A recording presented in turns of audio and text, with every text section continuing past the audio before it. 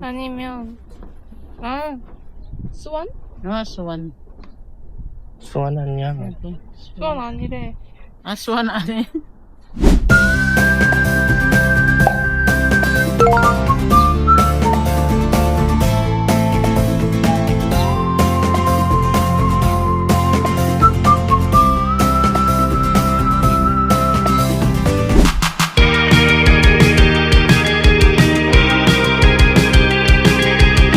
Hello guys! Welcome to our another weekend vlog. This weekend ay lilipat na naman tayo outside the Philippines para bisitahin ang dalawa sa pinaka-importanting tao sa buhay ko. Si Nine na nagpalaki sa akin at tinuturing ko ng nanay at ang aking kinakapatid na si Mia. More than 2 years na din nung last kami nagkita, kaya kung ready ka na samahan ako magpalamig sa South Korea, let's go! Kahit 8 a.m. pa ang ating flight ay dumating na tayo sa airport ng 3 a.m. Mas okay na mag-ala tayo ng time in case mahaba ang pila. Nagbayad na din tayo online ng travel tax na 1,620 pesos plus 50 pesos na processing fee para mas matipid sa oras. Pero lagi naman available ang mga booth if prefer nyo sa airport na magbayad.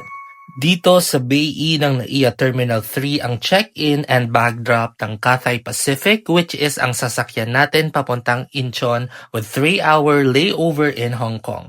Sa case natin ay nag-check-in na tayo online kaya maikli na lang ang time natin sa pila for the bag drop. Binigyan na din tayo ng 2 boarding pass upon checking in our luggage. Meron na tayong boarding pass na Manila to Hong Kong and Hong Kong to Incheon. At dahil na-complete na din natin ang e-travel form 3 days before our departure flight, pwede na tayo dumiretso sa immigration. Skinan lang natin ang ating passport sa e-gate and pumila ng almost 1 hour sa immigration. Tinanong lang ako kung kailan ang balik and if government employee bago tatakan ang passport at dumiretso sa security check. Next ay pumwesto na din ako malapit sa ating assigned boarding gate and charging station para sa mga tasks na need ko tapusin.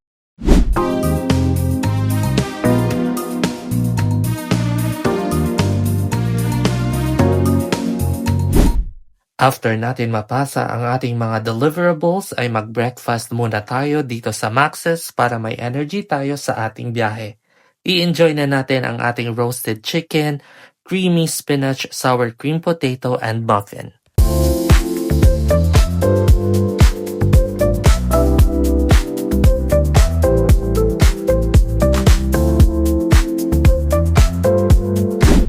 And it's time to go back to our assigned gate for boarding.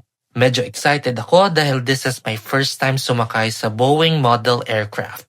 Malaki ang plane, 3 rows, very spacious ang legroom, in-flight entertainment, a full board flight.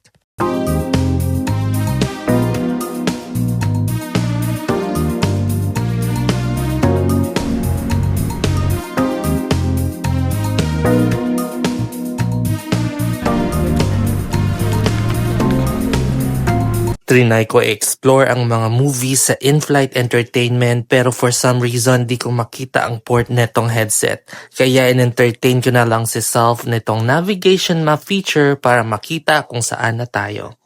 Wi-Fi on board is available pero di ko na in-avail kasi it's a bit pricey na for me. Maya-maya pa ay sinerve na ang ating onboard meal na parang pansit kanto na may pork chop na may topping na medyo sweet na sauce.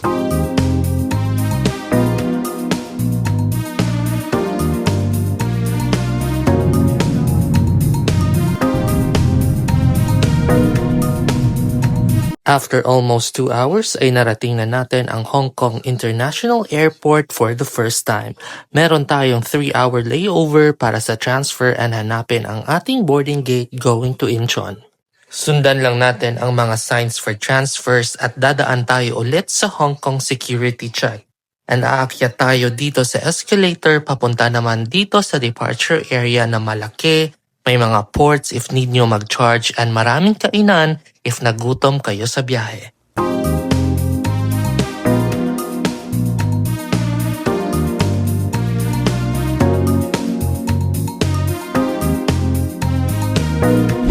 Medyo malayo ang ating boarding gate nung makita ko ang update sa Cathay app. Buti na lang ay madali lang din sundan ang mga signs. Airbus model naman ang sinakyan natin going to Incheon, which is a bit smaller compare sa sinakyan natin going to Hong Kong. Pero mas na-enjoy ko ang ating 3-hour flight na ito dahil nakapanood na tayo ng movie and mas marami ang sinerve na food. This time ay meron tayong rice and pork with tomato sauce, bread, salad, sliced fruits, and ice cream. As of March 7, 2026 ay meron pang binibigay ang Cathay Pacific na Korea Arrival Card for declaration. Sa case natin ay na-complete na natin ito online 72 hours before our arrival in South Korea.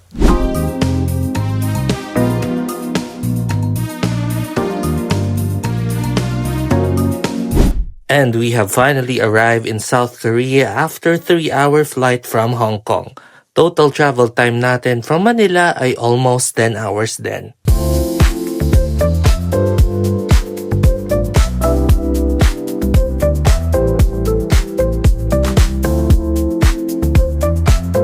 I am not sure if this is always the case pero inabot ako ng almost 1 hour sa Korean immigration dahil sa haba ng pila. Pag-exit nga natin sa immigration ay agad ko na chinek ang baggage claim monitor. Sa tagal nga ng pila ay binaba na nila ang ating luggage which is by the way, Manila to Incheon na. At agad ako welcome ni Nini and Mia paglabas ko sa arrival area with flower pa. At syempre nag-usok check muna tayo bago sumakay sa bus pauwi sa apartment nila Nini para magpahinga and mag-explore the next day.